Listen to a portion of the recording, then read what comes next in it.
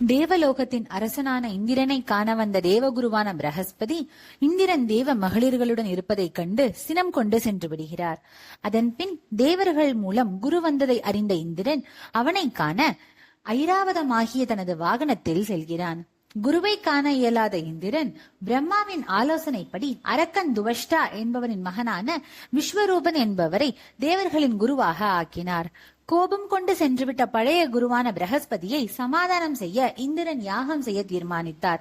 ஆனால் அரக்கர் குலத்தினை சார்ந்தவர் என்பதால் விஸ்வரூபன் அரக்கர்கள் வாழ்வதற்கு ஏற்றவாறு மந்திரத்தினை மாற்றி யாகம் செய்தார். இதனை அறிந்த இந்திரன் விஸ்வரூபனை வஜ்ராயுதத்தினால் தாக்கி அழித்தார். ஆனால் துவஷ்டா யாகம் ஒன்றினை செய்து இந்திரரை அழிக்க ஒரு அரக்கனை உருவாக்கினார். அவனுக்கு விஸ்வரூபன் என தன் மகன் பெயரையே இட்டார். விஸ்வரூபன் இந்திரனை தாக்கும் பொழுது இந்திரன் மயங்கி விழுந்தார். இந்திரன் இறந்து விட்டதாக எண்ணிய விஸ்வரூபன் அவ்விடம் விட்டு சென்றார். பின் மயக்கத்திலிருந்து எழுந்த இந்திரன் திருமால் கூறியவாறு ததிசி முனிவருடைய எலும்பினை வஜ்ராயுதமாக பெற்றுக்கொண்டார். அதனை கொண்டு விஸ்வரூபனை அழித்தார்.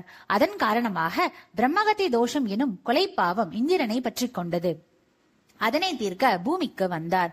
கடம்ப வனத்தில் ஒரு லிங்கத்தினையும் குலத்தினையும் கண்டார். அந்த குலம் தாமரைகள் நிறைந்ததாக இருந்தது.